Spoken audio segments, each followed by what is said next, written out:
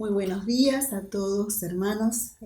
¿Cómo están? Espero que se sigan sintiendo fortalecidos, cuidados por Dios, acompañados por todos nosotros.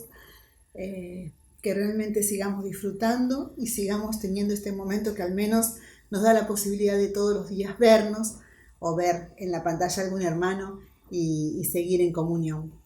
Hoy voy a leer un pasaje que es muy conocido, muy conocido. Pero bueno, quería darle una vueltita por el lado que yo sentí que podíamos tratar. Y se trata de un milagro, el milagro que se entiende que es el más grande que hizo el Señor, porque fue delante de la multitud más grande. Y es el único milagro que está registrado en los 4 evangelios. Se están imaginando que estoy hablando de la alimentación de los 5.000 hombres. Se cree que estaban alrededor de 15 o 20.000 personas en ese lugar. Entonces el pasaje que vamos a leer, hoy vamos a leer en Marcos, ya les dije que está en los 4 evangelios, pero vamos a leerlo en Marcos capítulo 6, desde el versículo 30, y voy a ir leyendo el pasaje. Dice así: Entonces los apóstoles se juntaron con Jesús y le contaron todo lo que habían hecho y lo que habían enseñado. Él les dijo: Venid vosotros aparte a un lugar desierto y descansad un poco, porque eran muchos los que iban y venían, de manera que ni aún tenían tiempo para comer. Y se fueron todos en una barca a un lugar desierto, pero muchos los vieron ir y los reconocieron, y muchos fueron allá al pie de las ciudades, y llegaron antes que ellos y se juntaron a él. Y salió Jesús y vio una gran multitud, y tuvo compasión de ellos, porque eran como ovejas que no tenían pastor, y comenzó a enseñarles muchas cosas. Cuando ya era muy avanzada la hora, sus discípulos se acercaron a él, diciendo: El lugar es desierto, y la hora ya es muy avanzada. Despídelos para que vayan a los campos y aldeas de alrededor, y compren, pues no tienen que comer. Respondiendo él les dijo: Dadles vosotros de comer. Ellos le dijeron: Que vayamos y compremos pan por 200 denarios y les demos de comer. Él les dijo: ¿Cuántos panes tenéis? Id y vedlo. Y al saberlo dijeron: 5 y 2 peces. Y les mandó que hiciesen recostar a todos por grupos sobre la hierba verde, y se recostaron por grupos de 100 en 100 y de 50 en 50. Entonces tomó los 5 panes y los 2 peces, y levantando los ojos al cielo bendijo, y partió los panes y dio a sus discípulos para que los pusiesen delante, y repartió los 2 peces entre todos. Y comieron todos y se saciaron, y recogieron de los pedazos 12 cestas llenas, y de los que sobró los peces. Y los que comieron eran 5.000 hombres.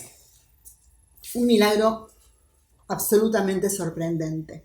Un milagro que no deja lugar a dudas de ante quién estaban los discípulos. El pueblo que seguía al Señor, que iban las multitudes que iban tras ellos, en realidad lo que buscaban eran satisfacer sus necesidades, sobre todo materiales. Iban por los que eran sanados, por lo que les daban.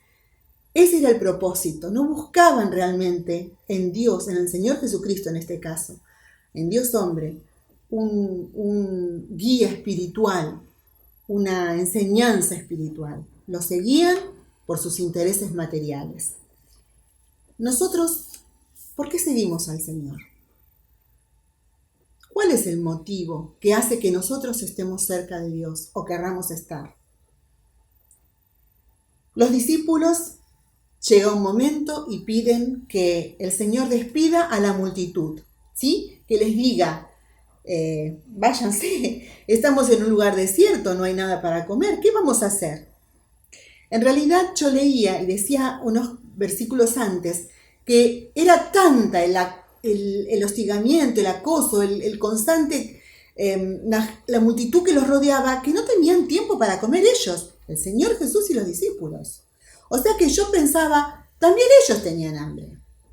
Ellos también tenían ganas de comer, de decir, bueno, ya es hora de ir cortando. pasa a nosotros que decimos, Señor, este pueblo, esta gente, mis vecinos, este país necesita una señal, necesita que tú le muestres tu poder? ¿Y no lo estaremos pidiendo por nosotros? Que a lo mejor no estamos alimentados como debemos, que también tenemos hambre. El Señor les dice, vayan y denles de comer. En el libro de Juan, que también está, como les contaba, la historia narrada, en el capítulo 6 también, pero en los versículos 6 y 9 se los voy a leer porque dicen así, del 6 al 9. El Señor les dice, vayan y denles de comer. Dice, pero esto decía para probarles, porque él sabía lo que había de hacer. Felipe le respondió, 200 denarios de pan no bastarían para que cada uno de ellos tomase un poco. Uno de sus discípulos, Andrés, hermano de Simón Pedro, le dijo, aquí está un muchacho que tiene 5 panes de cebada y 2 pececillos. Mas, ¿qué es esto para tantos? No tenemos con qué. ¿No nos pasa? ¿No respondemos eso al Señor? Pero yo como. ¿Pero con qué, Señor? No alcanza, no hay manera, no lo puedo hacer. Hoy mejor dicho, escuchaba los devocionales de Daniela y de Aníbal que hablaban de Moisés y del maná, y tanto en una circunstancia como en la otra, los hombres pensaban en que querían basar todo lo que hacían en sus propias fuerzas. En el maná, en recoger bastante para tener acumulado, porque así yo soy previsor, tengo para mañana.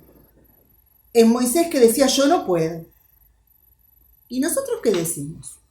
Si estuviéramos allí en el lugar donde había 5.000 hombres más, muchas más personas, ¿qué le hubiéramos dicho al Señor después de haber visto lo que Él hacía?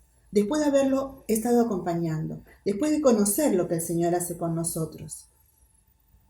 El Señor, cuando le cuentan que hay 5 panes y 2 peces, los toma, da gracias por ellos, los bendice y les dice, vayan y repartan. Me imagino esa situación.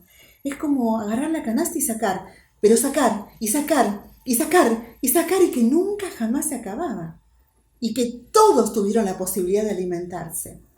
Era algo realmente milagroso, realmente que lo fue. Terminaron de comer, se saciaron y quedaron 12 canastas. ¿Qué enseñanza saco de esto yo? Por lo menos para mí. Y es que las personas le seguían por interés. ¿Por qué sigo al Señor? Primera pregunta. Ese milagro que vieron era para tanta gente. 20.000 calculan, lo dije. Pero creo que fue una lección para los discípulos. Fue una lección para los discípulos. Las pruebas, los momentos de hambre, son también para sus hijos, para los que estamos en este momento, como en este momento en un lugar desierto, donde no sabemos de dónde obtener ayuda, acá en el mundo. Dios prueba nuestra fe. ¿Qué le respondemos? No tengo, son solo 5 panes. ¿Cómo, Señor? ¿De dónde voy a sacar fuerzas?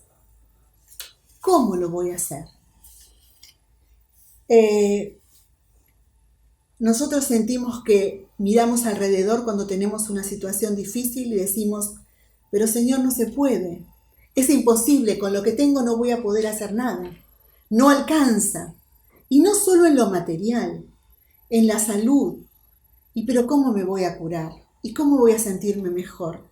Y pero si los médicos todo lo que hacen, el médico hace todo lo que puede. En esta situación de pandemia, miramos alrededor, miramos a nuestro país y decimos, ¿pero cómo? ¿Pero cómo salimos de esto? Caemos en ese estado mental de decir como, pero estamos haciendo un camino equivocado. Va a ser imposible después de esto lo que viene. Y sí, que vendrá. Pero nosotros no tenemos dónde ir. Nosotros no tenemos, nosotros no estamos a un lado de un Dios que hace posible lo imposible. ¿Hay algo imposible para Dios? Es un Dios grande, es un Dios misericordioso, es un Dios que jamás nos va a desamparar, es un Dios que nos acompaña siempre. El Señor sabía lo que los discípulos le iban a decir, pero lo hizo para probarlos. Él sabe cómo vamos a terminar esta situación, estos momentos de nuestra vida, pero Él nos está probando. ¿Vamos a salir aprobados? ¿Cómo saldremos de esta situación? Yo veía que terminaron 12 canastas y yo pensaba, me tomé la licencia de pensar, una para cada discípulo.